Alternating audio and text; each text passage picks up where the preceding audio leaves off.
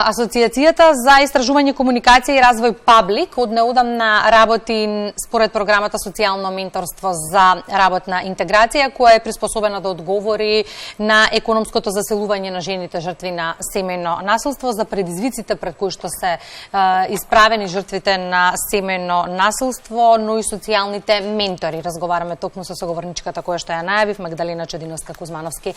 Магдалена, добро утро и благодарам за позитивниот одговор за гостување во Македонија на утро. Добро утро до вас и благодарам на поканата и благодарам што отварате оваа тема надвор од оние 16 дена на активизам кога е најактуелна. За оваа тема треба гласно да се говори 365 дена во годината. Видовме дека недоследностите во честото говорење доведуваат и до вакви случаи за кои што нерадо информираме, но сакаме да зборуваме гласно во насока на поголема превенција. Споменавме и пред малку со Наташа дека центрите за социјална работа, институциите се оние кои што нудат привремена заштита на жртвите. Она што е важно е на долг рок да им се обезбеди сигурност како можат да останат подалеку од насилникот и обезбедат подобар живот за себе и за своите деца кои што многу често се дел од приказната. Се согласувам. Само информирана жена и самодоволно одхрабрена жена ќе може да пријави насилство и ќе може да го изоди сама патот без да остане доследна на него, односно да не се врати назад кај насилникот. Затоа што ќе се согласат сите оние кои работат со жени жртви на семејно насилство дека можеби некогаш потешко и полошо кога жената ќе се врати назад, него од самиот почекот кога одлучила да го остави насилникот. Затоа што прво се обезхрабрува, дека знаете ќе си рече па и Јакова се што знае, се што може и изгледа навистина не можам без него да функционирам, а од друга страна ќе го охрабри насилникот дека тоа што со години изборало дека го трпела насилството, дека ти без мене не можеш да се снајдеш, навистина било така. Споменав уште во најавата дека Паблик од неодамна започна сериозен проект во чиј фокус е економското зајакнување на жртвите на семејно насилство и тука вие, социјалните ментори, ја имате клучната задача. Што работите? Така е, значи ние на Асоцијацијата за истражување, комуникација и развој Паблик работи по верификувана програма Социјално менторство за работна интеграција. Ја почнавме ние како поддршка генерално на сите оние кои има потребна при работна интеграција, меѓутоа потоа стручни лица ја адаптира и сега работиме, ние сме 4 социјални ментори кои работат со 15 жени жртви на семејно насилство, поддржани сме од UN Women Скопје и социјалното менторство препочита еден индивидуален пристап кон лицата на кои што има потребна поддршка при вработување. Тоа е еден холистички пристап во кој што многу искрено ги гледаме недостатоците, односно работите на кои што треба да обрнеме внимание при работата на жените жртви, нивните ограничувања, меѓутоа даваме голем акцент на нивните потреби, на нивните интереси, на нивните јаки страни. Работи за едно јакнење и мислам дека е еден процес кој навистина следува многу природно после она психолошка и правна поддршка која претходно ја добиле жртвите. Интересно е тука да се каже дека социјалното менторство е една социјална иновација која во себе составена од низ за социјални технологии кои навистина прво како нас стручни работници, односно нас стручните ментори, ни дадоа еден навистина поинаков пристап и поинакви вредности во работата со оваа категорија на жени. Односно, преку соодветни техники работиме да ги зајакнеме капацитетите на лицата, во случајот на жениве со кои што работиме, да се овозможени се разни обуки, кои ќе процениме дека се потребни заедно со жената, за да ја направат поконкурентна на пазарот на трудот. И сега ајде да видиме како стои тука работите во пракса, колку во општество во какво живееме, работната интеграција на жените жртви на семејно насилство е сложен процес?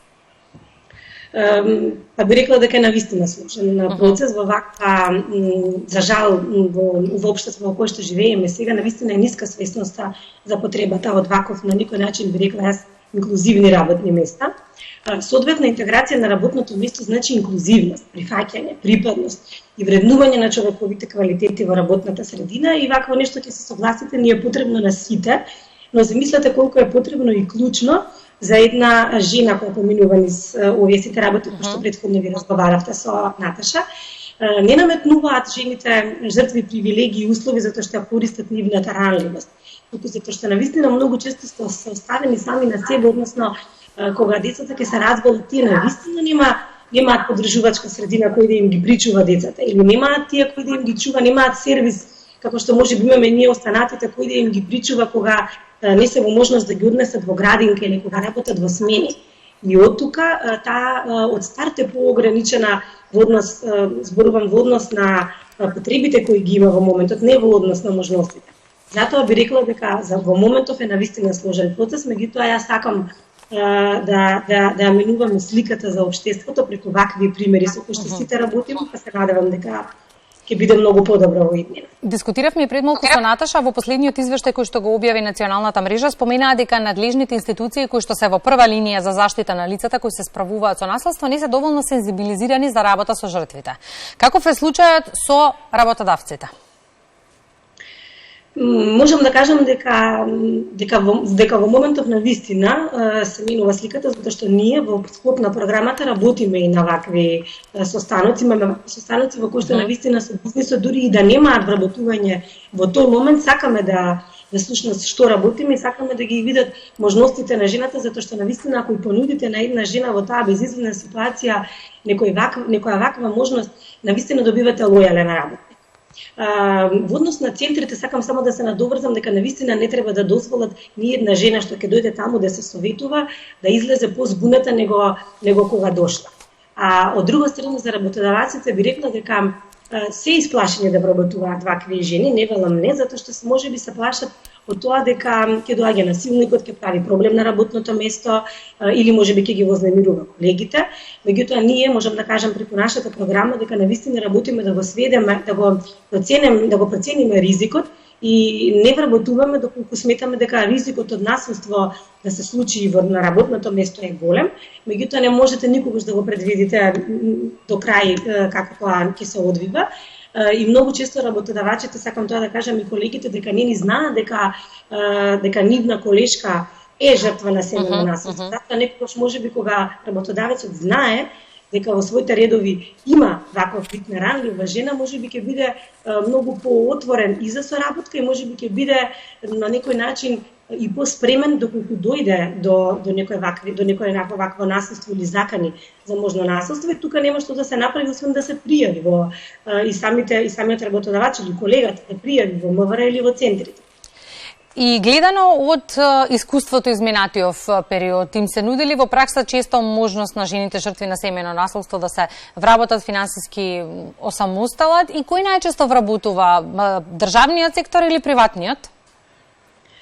Па ќе бидам искрена и ќе кажам дека да се биде финансиски независен во државава генерално е многу тешко, дури и во семејства во кои што работат двајца, тројца па придонесуваат за семејниот буџет, а поготово во вакви семејства во кои што обично мајката е таа што се грижи. Тука сакам да отворим едно прашање во однос на алиментацијата, односно многу често жените со кои што јас работам ме споделуваат дека насилниците во тој момент кога ќе се отвори ваква постапка за одредување на алиментација, тие се договараат со работодавачот да ги одјави, па да се водат како невработени и придонесите да им ги дава заедно со платата на рака. И во таа ситуација висината на алиментацијата ќе биде помала. А во исто време никој не се одредува кај мајката висината на платата во однос на висината на трошоците што ги има со децата. Многу често се нејзина обврска, многу често не може да прифати работа која и носи повеќе плата само затоа што треба да работи во смени, а ги чува сама децата, пошто се нејзина грижа. Така да мислам дека ова е прашање за кое што исто така треба да се зборува и мислам дека во моментов се менуваат некои работи, меѓутоа сме сепак уште далеку од наслика што треба да ја видиме. Ме прашат кој вработува, би рекла дека за жал, вработува се уште бизнисот, велам за жал, затоа што мислам дека институциите се оние кои треба да ја менуваат сликата за вакви вработувања, односно тие преку своји примери треба да дадат позитивен пример во општеството и да ги поттикнат останатите.